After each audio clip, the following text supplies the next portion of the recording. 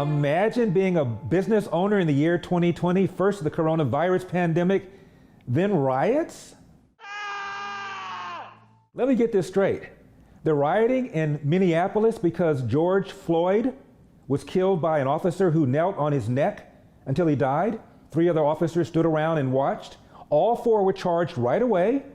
The principal officer has been arrested and charged with murder. The others have now also been charged with aiding and abetting. The vice president of city council is black. The attorney, U.S. attorney for the state of Minnesota, is black. The U.S. member of the House in that district is black. The mayor is a left-wing Democrat who's very sympathetic with the people that feel that the police are out to get them. What makes any of these protesters believe that justice will not be served? Instead, rioting? I live in the high-rise right back here, and I seen them as they came down Lake Street.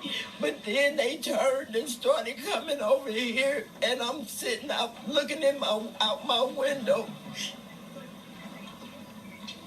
And they went straight to Office Max, the dollar store, and every store over here that I go to. I have nowhere to go now. I have no way to get there because the buses aren't running.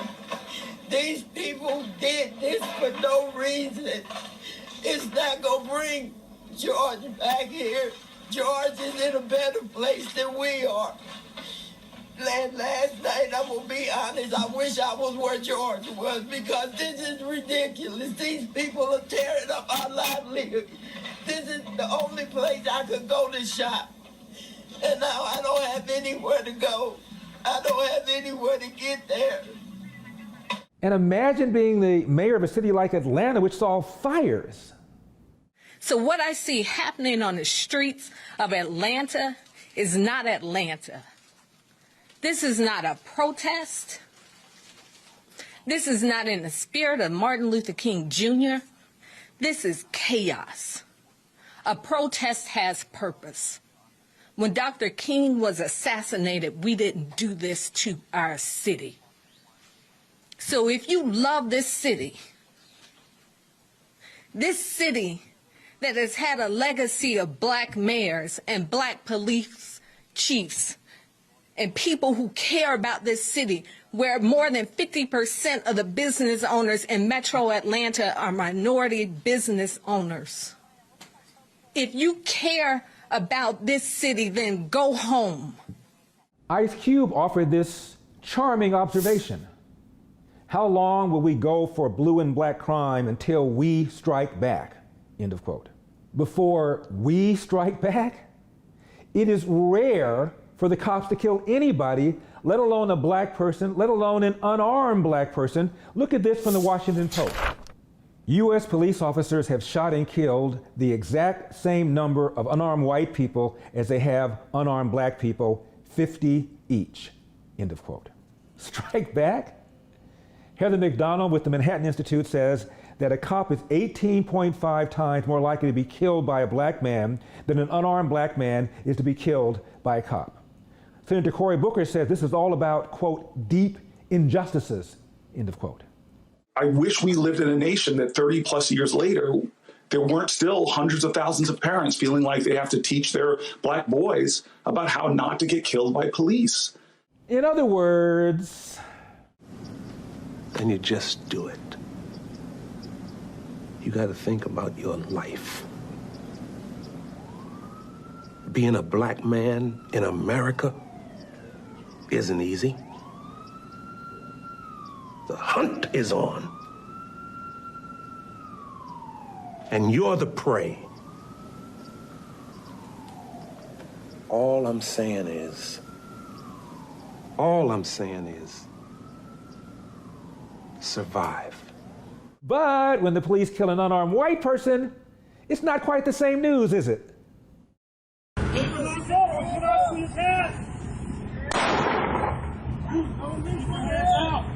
Reaching for what you got. Keep your hands out. Reach one more time.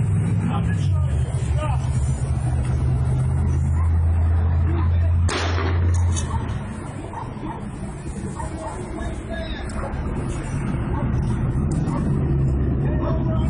Why do they keep talking about police brutality against black people when in fact the studies show that cops are more hesitant, more reluctant to pull the trigger on a black suspect than on a white suspect?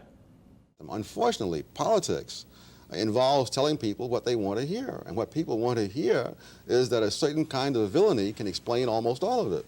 Now, there's no such thing as a lack of villainy among human beings.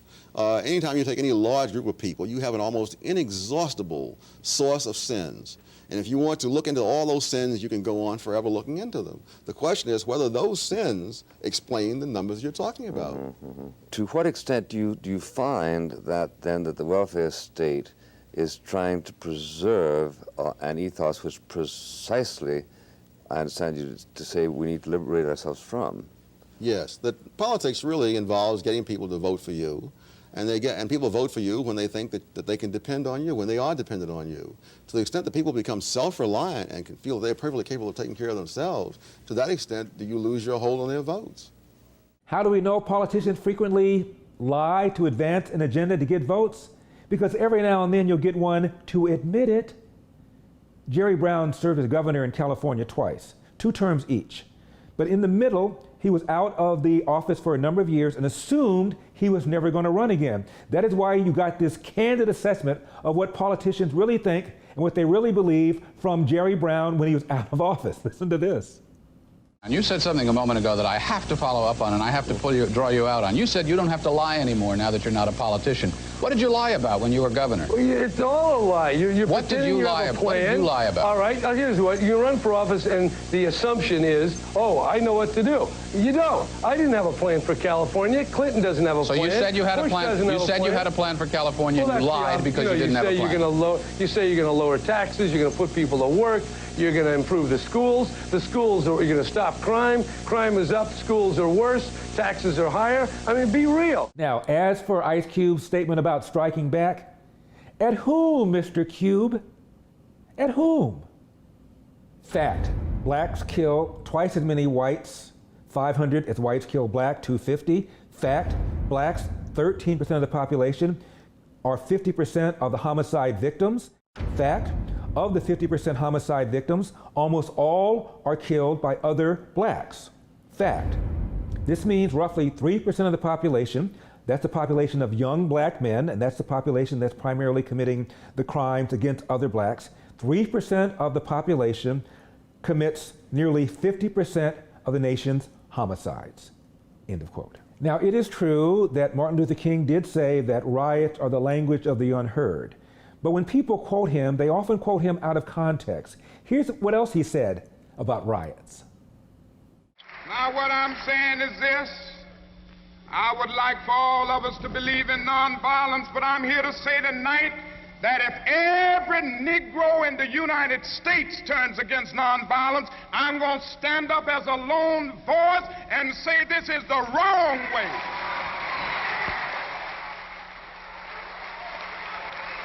I will never change in my basic idea that nonviolence is the most potent weapon available to the Negro in his struggle for freedom and justice. That was September 27, 1966, the following year at Stanford.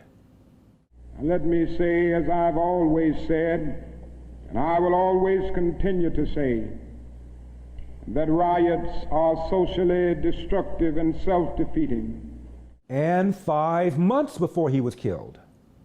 But I think it is true that the vast majority of Negroes feel that the best way to resolve the problem is to work through peaceful, nonviolent means and militant nonviolence, but not through violence. And on the question of whether riots have helped, I've taken the position that riots are socially destructive and self-defeating, and therefore I have to take a stand against it because of my deep commitment to nonviolence. On the other hand, I do think a riot is the language of the unheard, and America has failed to hear, for instance, that the plight of the Negro poor has worsened over the last 10 or 15 years.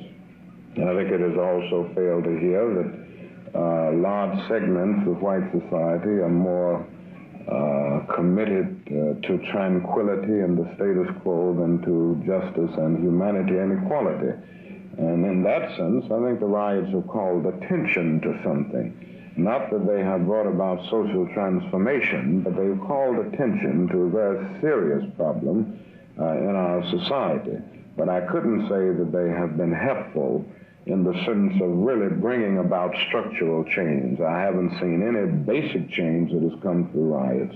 The changes that we have made and the changes that we've seen over the last 10 or 12 years have come through powerful watershed nonviolent movements. Now, the presumptive reason for these riots in the streets is inequality. Some have more than others. Here's what Tom Sowell said about blacks and slavery and inequality. Blacks started much further behind. I don't think people realize how much further behind blacks started and how much progress has been made. There's a distinguished economic historian, Robert Higgs, who has said that for blacks to go from being completely illiterate in the middle of the 19th century to being one-half literate and by 1900 is just an amazing achievement in the history of the world, that you very seldom find that kind of change that quickly. So it depends on what you're holding as your standard. The standard is that blacks haven't caught up with whites. Whites haven't stood still. So what does explain generational poverty? Are you saying that in a culturally pluralistic society such as America, are you saying that the variable in success or lack of success is the culture of the particular group? Yes, that's exactly what I'm saying. I haven't been able to find a single country in the world where the policies that are being advocated for blacks in the United States have lifted any people out of poverty.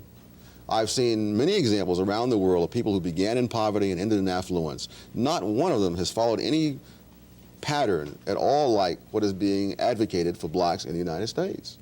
Many groups have remained in poverty for a very long time trying to follow those patterns. These sort of permanent indigent classes. That's right. Within the blacks there's a very diverse movement, though. On the one hand, you have blacks who are getting more education, who are going to college and so on. Their incomes are rising, not only absolutely, but relative to that of whites of the same description. It's those blacks who have not had, say, 9 years of schooling, who have not had 6 years of experience in the job market. Their incomes are declining relative to the incomes of incomes of whites. If over the very same span of time, so it can't be a matter of the business cycle or something like that, is that those blacks who have the advantages relative to others have now still more advantages. But those who had the very difficult poverty to deal with, that is becoming more difficult. A higher percentage of all black income is going to the top 20% of blacks over time. Well, if it's culture, then income redistribution won't work.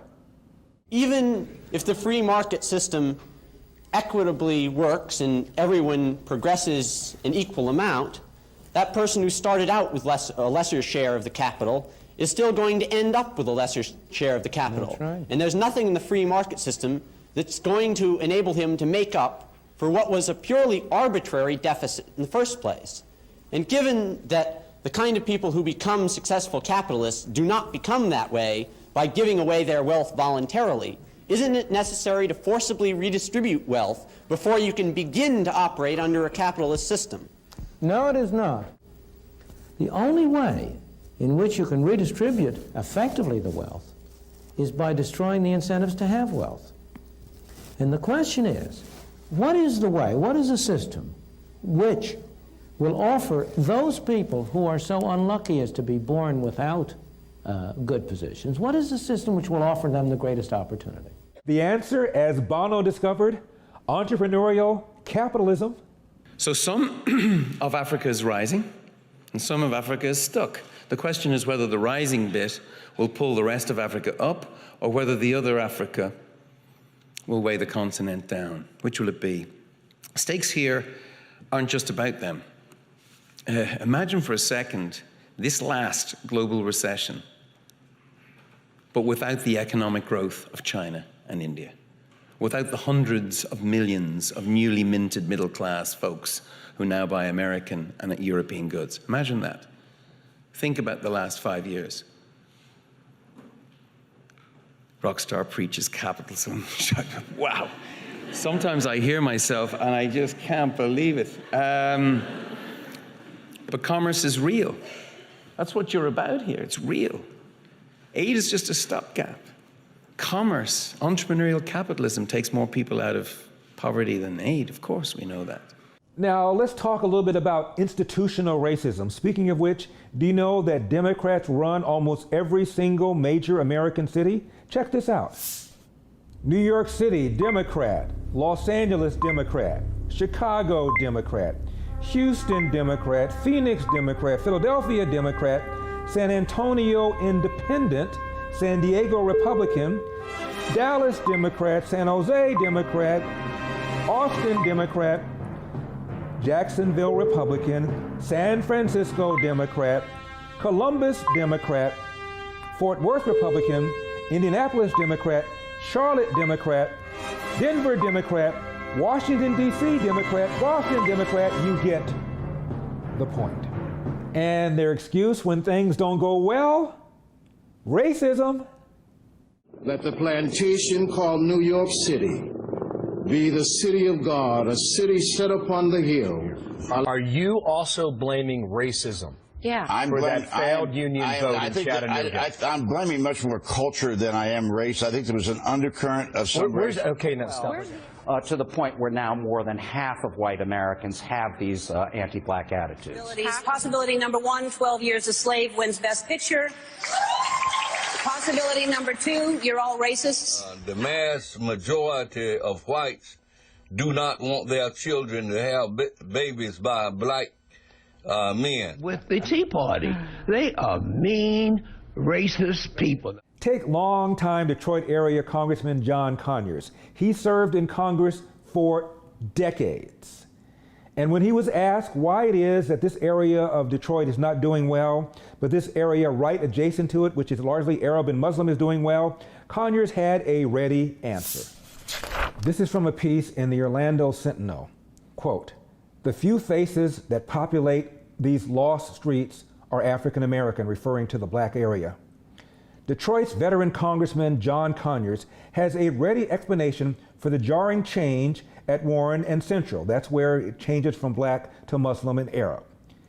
He says it's racism. But the black-white divide of 8 Mile, the area in question, the divide between the Muslim area and the downtrodden black area, is really a myth, a convenient crutch. End of quote.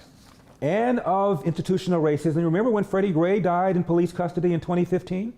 After a peaceful start, violence broke out near the end of the Freddie Gray demonstration. Windows were smashed in vehicles in some downtown buildings. Some of the worst violence came as baseball fans were arriving at Camden Yards for the Orioles-Red Sox game. Police in riot gear were pelted with bottles and cans that were being tossed, and reports say that 12 people were arrested.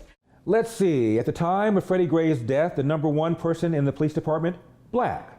Number 2 person in the police department, black.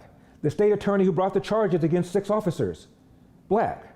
3 of the 6 officers, black. Judge before whom 2 of the officers decided to try their cases in lieu of a jury, black. The United States Attorney General at the time, black. 100% of the Baltimore City Council, Democrat, majority black. The President of the United States at the time, black. All these black people running the institution, and we're talking about institutional racism? Remember the comedian Wanda Sykes, after Obama got elected, said, "How are you going to complain about the man when you are the man?" Now, you remember when Dylan Roof killed all those black churchgoers at that black church in South Carolina? The following morning on the Morning Joe show on MSNBC Hee Haw, Martin O'Malley, one of the Democrat candidates for president, was on. And he was talking about the problem that we have, the legacy that we have of racism in America. And one of the panelists turned to him and said, "What do we do about it?" And here's what Mr. O'Malley said. Governor, you've been talking about it in the context of mental health and guns, but the president also talked about it in terms of the history of race and racial violence towards blacks. To what extent do you think that this was also something that gets at the core of some racial history that we still have? Oh, I mean, from the reports I read, and let's be honest with one another, the facts are still evolving here. I mean, it would appear that the racial motivation was certainly a big part of what happened. How do we here. address things like that? We do it by acknowledging the racial legacy that we share as Americans, and I don't know exactly how we address this, Walter. I mean, look, we as Americans all share a very painful racial legacy, and we need to acknowledge it, and we need to take actions to heal it. But I don't think anybody's figured out the magic solution to that. So you have the former mayor of Baltimore, former governor of the state of Maryland, not having a clue about how to address the institutional racism he just complained about. Maybe, just maybe, it's because the issue is not the institution, it's the individuals, and we ought to deal with them on a case-by-case basis. Now, Maxine Waters in 1992 referred to the riots in Los Angeles as a rebellion because of injustice. Let me tell you what the top 20 problems are in the black community. Check out my list. Fatherless homes, fatherless homes, fatherless homes, fatherless homes, fatherless homes, fatherless homes, fatherless homes, fatherless homes, fatherless homes, fatherless homes. One devastating thing that's happening in black communities is the high illegitimacy rate. Now, but however, that has nothing to do with racial discrimination. That is, matter of fact, illegitimacy rate among black teenagers in 1918 was less than that among white teenagers in 1918. In fact, there's another big problem, the breakdown of the black family. And probably breakdown is not the proper word. It means, I should say, not forming in the first place. And this is entirely unprecedented. That is, only 40% of black kids live in two-parent families. Now, back in 1925 in Harlem, 85% of black kids lived in two-parent families. In 1870 and 1880 in cities like Cleveland, Detroit, and Philadelphia, you found numbers like 70 to 85% of black kids living in two-parent families. Now, how do you explain that? Can you say that there was not as much racial discrimination in the United States in the late 1800s or the early 1900s? No, that doesn't cut water. The discrimination just plain cannot explain. I think you get the point. Now, what about the high cost of riots? This is from Black Enterprise magazine, talking about the Baltimore riots of 2015, quote, "It was black rioters costing black business owners a lot of money and potentially costing them their businesses. Nobody tells that story," end of quote. Now let's look at some of the financial costs. In the 1960s, many American cities experienced violent race-related civil disturbances. This article examines census data from 1950 to 1980 to measure the riot's impact on the value of central city residential property, and especially on black-owned property. Estimates indicate that the riots depressed the median value of black-owned property between 1960 and 1970, with little or no rebound in the 1970s. Census tract data for a small number of cities suggests relative losses of population and property value in tracts that were directly affected by riots compared to other tracts in those same cities, end of quote. So this is all about inequality, right? But think tanks on the left and on the right both offer the same formula to escape poverty. Finish high school. Don't have a kid before you get married first. Follow those steps and you will not be poor. Tom Sowell talks about the way government has made people dependent and therefore less successful, less prosperous. Blacks, of course, emerging from slavery had enormous disadvantages, even as compared to people emerging from slavery in other parts of the Western Hemisphere. Because for one thing, in the United States, blacks were not allowed to have any responsibility under slavery. That one of the key ways of holding blacks in slavery at low cost was to keep the people dependent as much as possible. Now, people tried to do that in other parts of the Western Hemisphere. It wasn't as possible, say, in the West Indies, because there weren't enough whites, for example, in the West Indies to matter. So if blacks were going to be fed in the West Indies, they had to be fed by growing their own food. Like Angola and like the Portuguese colonies compared to, say, South Africa. Yes. And so therefore the blacks, say, in the West Indies had all sorts of experience growing their own food, selling the surplus in the market, and in fact being responsible for budgeting what they had. Blacks in the United States were deliberately kept from having that. Dependence was seen as the key to holding the slaves down. It's ironic that that same principle comes up in the welfare state 100 years later. I got a question. Look at this.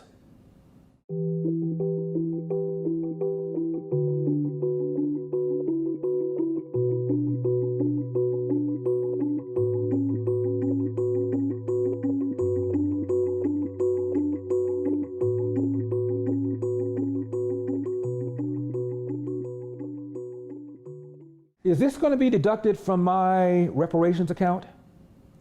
But then I guess I shouldn't worry because according to Joe Biden, if I voted for Trump, I'm not really black, right? Now, I've made a lot of fun of Joe Biden. Come on, anybody can have a bad day. Anybody can be befuddled. Even somebody who's considered to be one of the great speakers of the Democratic Party. For a treatable illness like asthma, they end up taking up a hospital bed. It costs, you gave them treatment early, and they got some treatment and a breathalyzer, or an inhalator, not a breathalyzer. What they'll say is, well, it costs too much money, but you know what? It would cost about the same as what we would spend over the course of 10 years. It would cost what it would cost us. All right, okay, we're going to. It would cost us about the same as it would cost for about, hold on one second, I can't hear myself. But I'm glad you're fired up, though. Finally, don't forget, June 19th, my documentary is coming out. It is called Uncle Tom. Check out one of the trailers. I focus on 3 things: belief in God, belief in myself, and my belief in the United States of America. Being a black conservative is just natural. It's what my family raised us on: faith, family, individual responsibility, education, service to the nation, an entrepreneurial mind.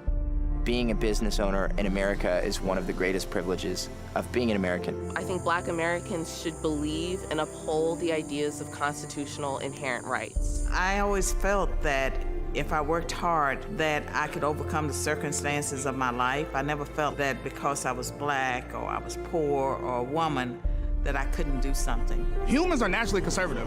You grow up being taught to work hard for what you got. You don't grow up being told you're gonna get something because you just want it. Like, you ain't gotta work for it. But Democrats, they say, hey, we give you everything for free. That ain't reality. Coming to a home theater near you, and be sure and check out our trailers on UncleTom.com. Also check out the Uncle Tom merch. Be the first in your hood to get your Uncle Tom shirt. I'm Larry Elder, and we've got a country to save, and I'll see you next time.